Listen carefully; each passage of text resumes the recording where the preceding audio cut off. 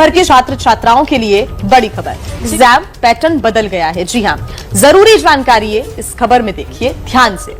जी हाँ दोस्तों, इस वक्त की सबसे बड़ी और चौंकाने वाली खबर निकलकर सामने आ रही है बोर्ड परीक्षा 2026 से जुड़ी हुई। अगर आप 10वीं या 12वीं के छात्र हैं तो सावधान हो जाइए, क्योंकि इस बार का नया नियम आपके लिए किसी झटके से कम नहीं है। दोस्तों, अब तक बोर्ड परीक्षाओं में बैठने के लिए न्यूनतम 75% उपस्थिति अटेंडेंस जरूरी होती थी, लेकिन कई बार देखा गया कि स्कूल मैनेजमेंट छूट देकर 65 से 70% वाले छात्रों को भी एग्जाम में बैठने की अनुमति दे देते थे। मगर अब शिक्षा विभाग ने साफ कर दिया है कि 2026 से 74% से कम हाजिरी वाले छात्रों को परीक्षा हॉल में घुसने तक की इजाजत नहीं मिलेगी। यानी साफ शब्दों में नो अटेंडेंस नो एग्जाम। इस नियम का सीधा असर लाखों छात्रों पर पड़ेगा, खास तौर पर वे बच्चे जो स्कूल में कम और कोचिंग या ट्यूशन में ज्यादा दिखाई देते हैं। अब भले ही कोई छात्र कितनी भी मेहनत कर ले, अगर अटेंडेंस पूरी नहीं हुई तो सब बेकार। सोचिए जरा, एक तरफ बच्चा पूरी रात जाकर पढ़ाई करता है, नोट्स तैयार करता है, लेकिन उसकी हाजिरी 74% से कम हुई और एग्जाम का फॉर्म ही रिजेक्ट कर दिया गया। ऐसे में छात्रों और अभिभावकों के बीच मचा हुआ है हड़कंप और गुस्सा। शिक्षा विभाग का कहना है कि ये फैसला बच्चों को डिसिप्लिन और रेगुलर क्लास अटेंडेंस की आदत डालने के लिए लिया गया है, ताकि स्टूडेंट्स सिर्फ ट्यूशन या कोचिंग पर निर्भर न रहें। शिक्षा विभाग का कहना है कि यह फैसला बच्चों को डिसिप्लिन और नियमित पढ़ाई की ओर लाने के लिए लिया गया है। विभाग का मानना है कि जो छात्र साल भर कक्षाओं में नियमित रहेंगे वही परीक्षा में बेहतर प्रदर्शन करेंगे। इसके साथ ही यह नियम कोचिंग कल्चर पर भी रोक लगाने की कोशिश है, ताकि बच्चे स्कूल पर ज्यादा ध्यान दें। अब सोचिए भाई, एक बच्चा गरीब परिवार से है, खेत खलिहान का काम करता है, कभी बीमार पड़ गया, कभी घर की जिम्मेदारी उठानी पड़ी और उसकी अटेंडेंस 74% से नीचे चली गई, तो क्या ऐसे बच्चों के सपने अधूरे रह जाएंगे? तो दोस्तों, अब आपकी बारी है बताने की, क्या यह अटेंडेंस रूल बच्चों के लिए सही है या फिर यह छात्रों पर एक और बोझ है? कमेंट बॉक्स में अपनी राय जरूर दीजिए।